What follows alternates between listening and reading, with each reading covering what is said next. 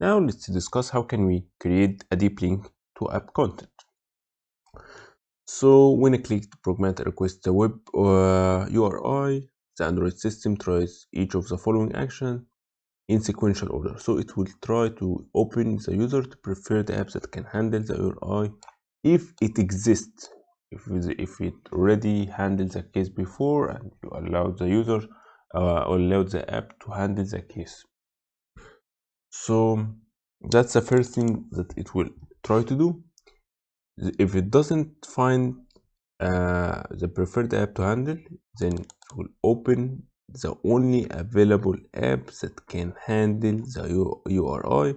If there is no app that can handle the URI, then you will have a dialog which show the possible actions, and then the user must do whatever he wants from using that specific app.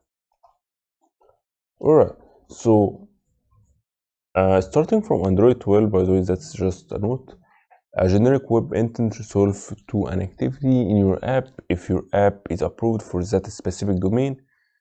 If your app isn't approved for that specific domain, the web intent resolves to user default browser instead. That's exactly what we have talked about in web links, where you need to verify uh, your deep linking through your own website, so you don't really need to work with the web browsers, this kind of stuff.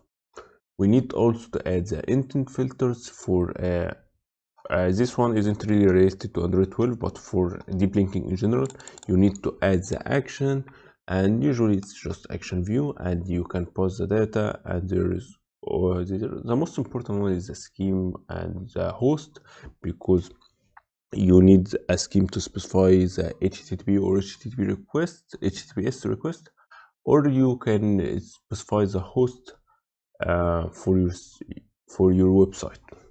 And for the category, you can decide browser in order to allow the intent filter to be accessible from the web browser. Without it, clicking a link browser won't be able to find your app. And also the default is allowed to respond to implicit intents. Without this implicit intents, that means the communication with other apps. Like if you have like Facebook and Facebook want to communicate with let's say WhatsApp, so Facebook need to have WhatsApp needs to have this default category in its Android manifest to allow Facebook to communicate with WhatsApp. So this is just an example, and this is also an example of the URI. If you want, like this one is examples colon / gizmos, and let's say, alright, this one, the host is gizmos and the scheme is example. So, and this is a URI, and so basically that's invalid URL, but it's a URI, and this is why all URL are URIs, but not every URI is a URL.